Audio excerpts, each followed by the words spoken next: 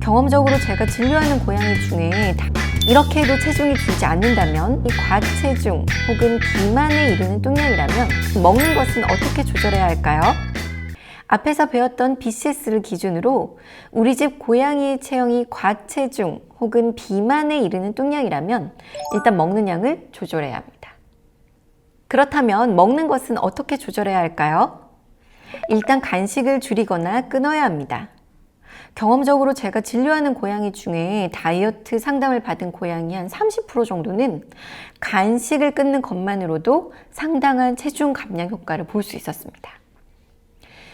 간식을 주지 않더라도 지난 강의에서 강조했던 습식 사료를 건사료와 같이 적절히 운용한다면 고양이에게 충분한 식이 다양성을 제공할 수 있습니다. 간식 조절만으로는 살이 빠지지 않는다라고 한다면 이때에는 사료 급여량을 조절해 보아야 합니다. 앞서 우리가 고양이의 급여량을 구하는 공식을 배워보았는데요. 다 이로테를 위해서 배운 것이죠. 공식을 토대로 우리 집 고양이가 적절히 먹고 있는지 확인해보고 지나치게 많이 먹는다면 적절한 양만큼 먹도록 양을 조절해 봅니다.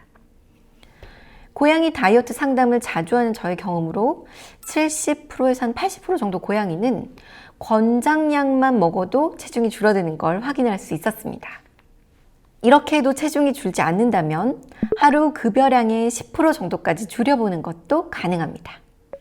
하지만 이 이상 급여량을 줄여야 하는 경우라면 반드시 동물병원을 찾아서 수의사랑 상담 후에 체중 조절을 시도해야 합니다.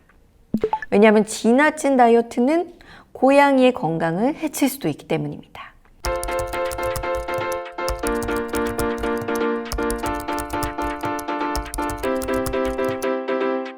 치사율이 매우 높기 때문에 지방간증이 유발되지 않도록 다이어트를 하더라도 급여량은 반드시 조금씩 점진적으로 줄여야 하며, 이 과정에서 고양이가 식욕이 떨어지거나 기력이 없거나 구토를 하는 것처럼 이상 증상을 보인다면 병원을 찾는 것이 안정합니다.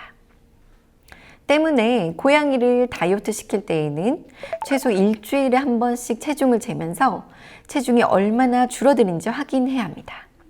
그리고 이 용량을 계산해 보아야 하는데요. 다이어트 목표는 일주에 체중 1에서 1.5% 정도가 적당합니다. 통상적으로 다이어트 기간은 수개월에서 최장 1년 정도로 하고 이후에는 감량한 체중을 유지할 수 있도록 노력해야 합니다.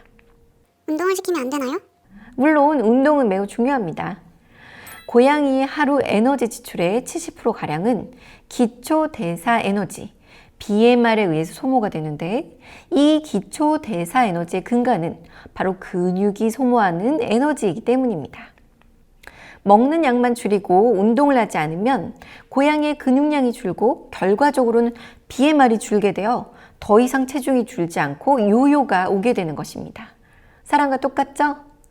때문에 다이어트를 하는 동안 하루 30분 이상의 운동은 반드시 필요합니다. 이럴 때 우리가 고양이에게 제시할 수 있는 운동법은 바로 놀이입니다. 사실 놀이는 고양이에게 운동이자 사냥 본능을 충족할 수 있는 매우 중요한 요소로 매일 일정한 시간에 30분 이상은 놀아주도록 합니다.